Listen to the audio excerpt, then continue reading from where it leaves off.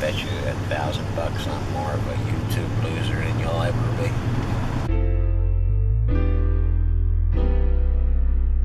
You have an awful lot of friends and you have an awful lot of people around you. You're just not really grasping. 97% of people who post videos on YouTube fail. And not only do they fail, but they fail very unhappily. The minute, the second you try to do what everybody else is doing is the minute you're gonna fail, boy. You're gonna fail, boy. Yeah, you gotta be original. And how the hell can you be original with all these people posting the videos? How the hell can you shine in the middle of darkness? Hell, I ain't by trying to be just like everybody else. I can tell you that. You know, most of these failing YouTubers do. They look at somebody like Casey Neistat or PewDiePie or whatever, and they say, well, these guys are getting millions of views and making millions of dollars. I'll just do what they're doing. Welcome to the club.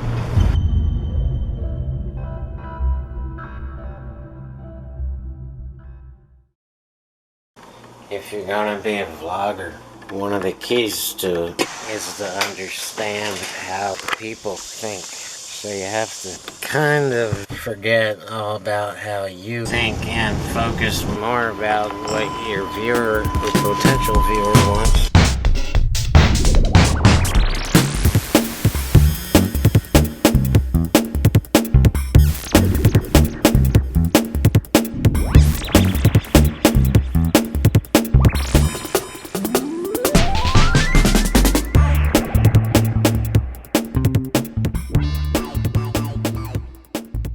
If you're really after YouTube success, you have to come to terms with the fact that what you like or what you find interesting or what you think is beautiful, it's really basically irrelevant. It's not about you at all. It's about your viewers and your potential viewers.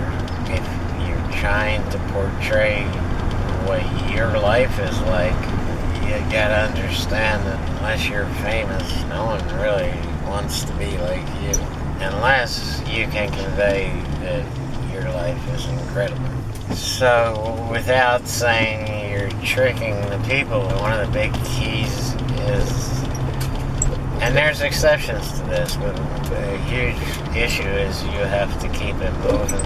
And much like I'm doing right now, if you just shoot a 5-minute scene in one place and basically trying to say one thing, your viewers are going to get bored. There's a very tiny attention span with the vlogging audience. You really have to go to the extreme to keep it interesting, keep it moving, keep pushing. And the funny thing about it is you don't even really have to be saying anything. You have to look busy, even if you're not really busy. If you're not famous and nobody knows you, how could they possibly want to be like you if they don't know you? So your agenda is to claim your existence by all means possible. In order to get people to your video, you're going to have to know how those people think. And then when you get them there, you better be good. You better be able to hit them over the head with the man that you are the best. The best. Better than Casey, better than Pootie, better than Jay, better than Rodney, better than them all.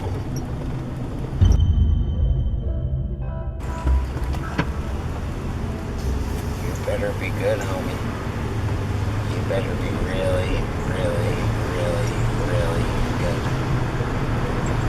Oh my God, this guy's crazy. Oh my God, this guy's brilliant. Oh my God, this guy's a great teacher.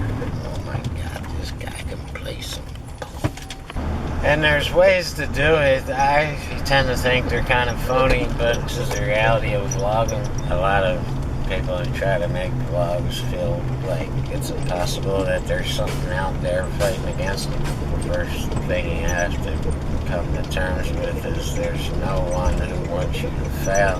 There's no one, some Google Disque sabotaging your success, you're gonna have to realize that if you're not succeeding, it's your fault, and you're gonna have to fix whatever's broke. Same way with everything. I mean, if you fail at playing soccer, and you can blame it on the ref, it doesn't help you win. Even if it's true that the ref hates you or whatever, it doesn't help you win. It might relieve the pain of your failure, or have somebody to target for all that energy. But in the end, it doesn't do you any good. So you're gonna have to point the finger at yourself and figure out. Hey, check this out. I want to show you something.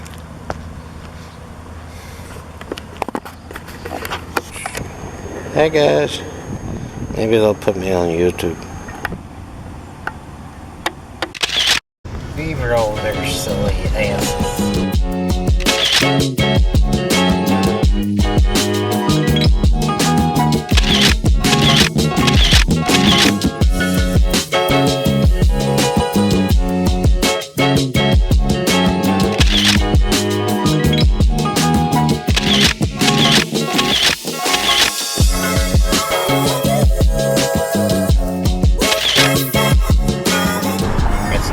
Harder to make money on YouTube.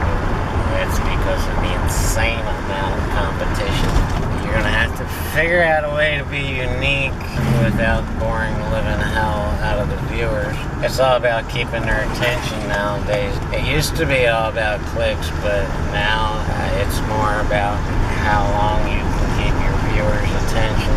If you manipulate viewers, anyone can get views. And so in the old days, you just put a picture of a half-naked woman on your thumbnail, no matter what the hell the video's about, and you'll get clicks. But that doesn't mean, as soon as they figure out there's no half-naked girls in your video, they're gonna go elsewhere. But it didn't matter because the creators were just manipulating the algorithm and just focusing on views so they could make money. All that has changed. All that has changed. Times are different. I know a lot about YouTube losers because I'm the definition of a YouTube loser. I kind of highly doubt that anyone watching this video has 11 years of posting YouTube videos, less than 500 subs. I am king loser. I am the losingest loser of them all. Welcome to my vlog. You are looking at the biggest YouTube loser. Yep, I suck.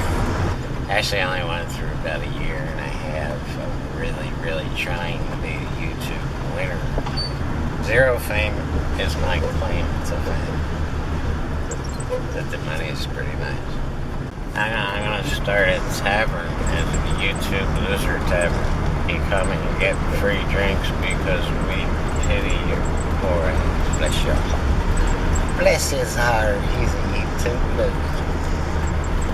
And the person that moderates YouTube, she's a stay-at-home mom. Her name is Nancy Algorithm. And man, she hates my guts. She hates me. She says I look just like her ex-husband who dumped her. I'm calling her a bitch too. It wasn't me, but she takes it out on me.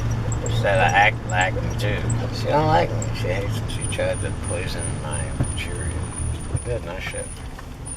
And I caught her. So she's been trying to get me to quit YouTube for a long time. I ain't quit. I don't care what you do. Every time you try to get me to quit, I'm just going to post some more videos. Yeah, to be a king loser like me, you have to be kind of stubborn. The more you fail, the more videos you post. And you have to think, nothing's wrong with my videos, something's wrong with the viewer, something's wrong with the algorithm, something's wrong with Nancy algorithm, nothing wrong with me. So yeah, every time you fail, you post another video, and you think deep down, I'm just gonna keep doing the same shit. The world is gonna change, and all of a sudden they're gonna act. Something wrong with it. Yep, just keep doing the same thing, and eventually the world will come around and see you as a winner. You gotta figure out what you're doing wrong. fix it. And like, if you think your videos are good, you just made your first mistake by thinking your videos are good. Yep. It's not up to you to determine if your videos are good. It's up to the viewers and potential viewers and Nancy algorithm. You can call this unfair, like I thought it unfair for my entire YouTube career. But you would think that if you have great content, if you have a cure for cancer in a video, that's what would determine if your video goes viral or if it just sits on the shelf and fails. The most important topic on planet Earth is what we're talking about. And it's not true. It's absolutely not true. Your actual content comes in about 4th or 5th place in a list of shit you have to know to get views and to keep views and to keep the retention of your audience. If you ask me, that sucks. Nancy algorithm absolutely sucks at determining good content from bad content. She sucks. She's an idiot. Nancy doesn't determine if your content is good or if it sucks. The people do. So if Nancy sees your video got 100 views in the first 2 minutes, it was posted, and here's the big one, and people actually watched the whole video, most of the video, almost all the video, that's how Nancy determines if your content is good.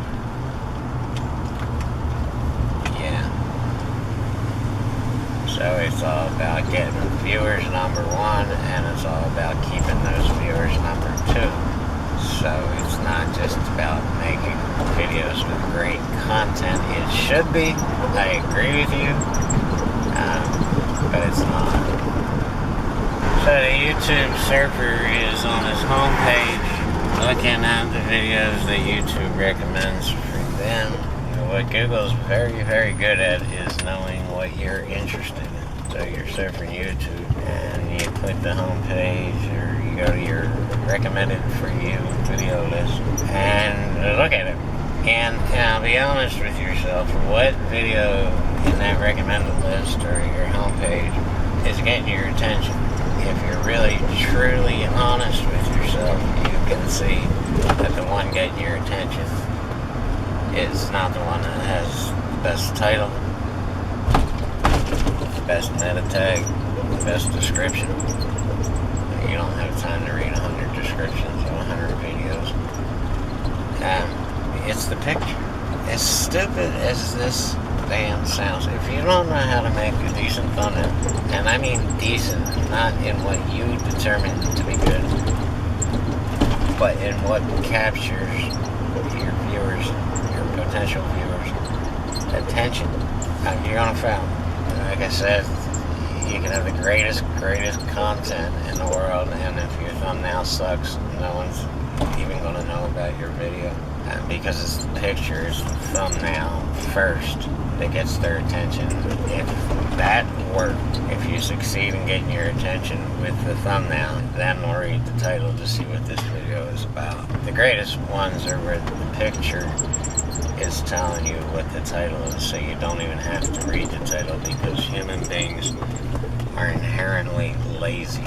Their attention spans are inherently small, so it's bang, that picture got my attention. What's this about? Bang. Those two things have to come at them super fast. It's like, okay, I'm interested in this, I need to know about this, and let's click on this and see what the hell this video is saying. Now the third thing is in keeping their attention, and here's where your content plays a much bigger role. It has to be something that they really truly care about, and then you have to know how to go about it without boring the hell out of them, like I'm probably doing right now.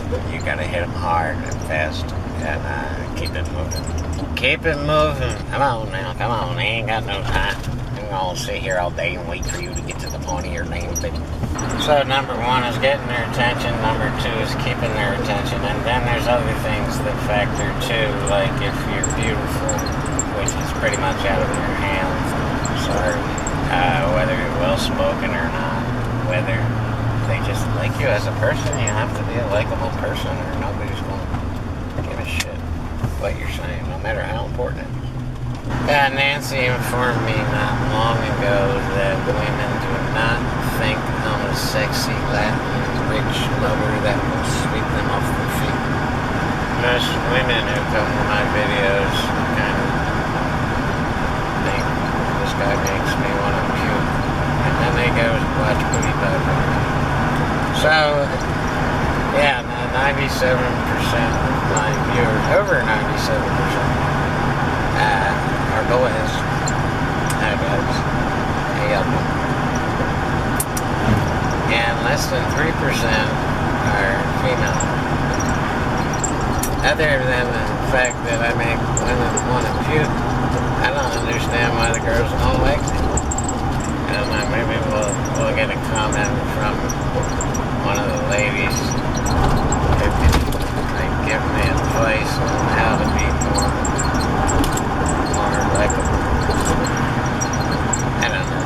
Yeah, I've been trying my whole life to figure out what girls like, and I think it's true that they have cooties. The pictures are a billion times better than you'll ever be at telling the story.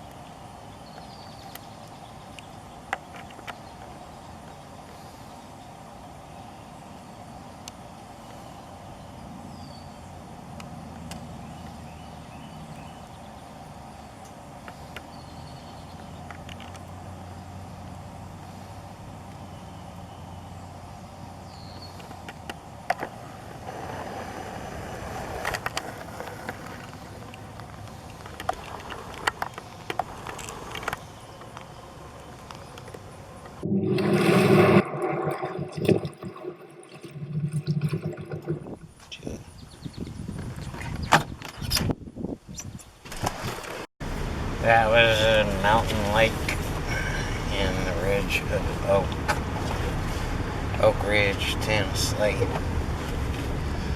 Hang on a second. Don't push your luck if you come down here. You'll take your pictures and get on down the road. If you loiter too long, they're going to chase you out of here. So,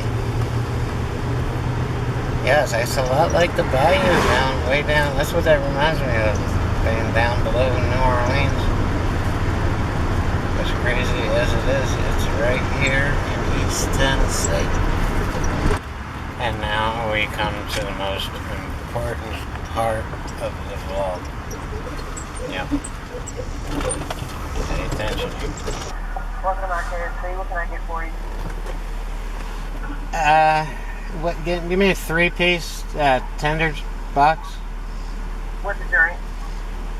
Sweet tea. What else for you? That's it. $5.49. It's good to be back home. No, I never forget that day.